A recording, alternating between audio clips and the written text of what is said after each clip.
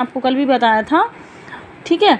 तो यहाँ पर है, फिर भी ये आप यहाँ से लिखेंगे इस आंसर को। ये आपकी रेड लाइन में जो है, ये पिंक लाइन में, ये सारा आपका इसका आंसर है। भाषा की बोली गई ध्वनियों के लिखने के निर्धारित चिन्हों को लिपि कहते हैं, ठीक है। ये यहाँ पर है, आप इसको यहाँ से करेंगे। इसके बाद है आपका घ क्वेश्चन, व्याकरण का क्या अर्थ है, ठीक है।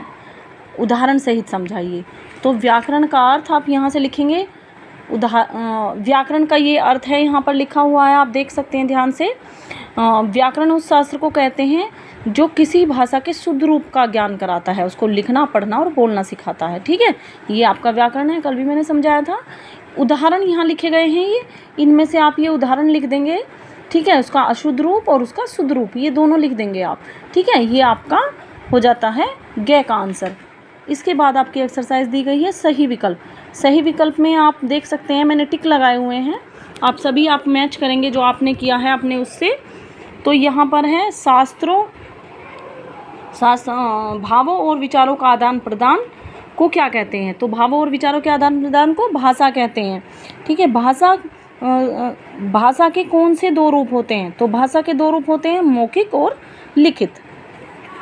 इसके बाद है आपका हिंदी भाषा को किस रूप में मान्यता दी गई है। हिंदी भाषा को राजभाषा के रूप में मान्यता दी गई है, ठीक है। इसके बाद है आपका राजभाषा का क्या अर्थ है।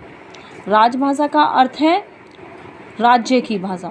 हिंदी की राजभाषा की मान्यता कब प्राप्त की गई थी, हिंदी को कब मिली थी राजभाषा की मान्यता। तो 14 सितंबर 1949 को, ठीक। इसके बाद है संस्कृत को हिंदी भाषाओं की लिपि है। संस्कृत और हिंदी भाषाओं की लिपि है क्या है, देवनागरी, ठीक। आप सभी देखेंगे ध्यान से, ये एक्सरसाइज 4 है। इन कार्यों में भाषा के किस रूप का प्रयोग किया जाता है, लिखिए। तो ये लिखे गए हैं कार्य आपके ईमेल में लिखित भाषा में होते हैं ईमेल। समाचार पत्र या समाचार पत्र पढ़ना होता है मौखिक भाषा। आपस में बातें करना मौखिक भाषा। पुस्तक छापना लिखित भाषा। रेडियो या समाचार प्रसारित करना मौखिक भाषा। फिल्म स्टूडियो में गीत गाना मौखिक भाषा। आप ये सारी एक्सरसाइज अपनी नोटबुक में ध्यान से करेंगे अच्छे से, ठीक है। सभी एक्सरसाइज को नोटबुक में करके और याद करेंगे, ठीक है।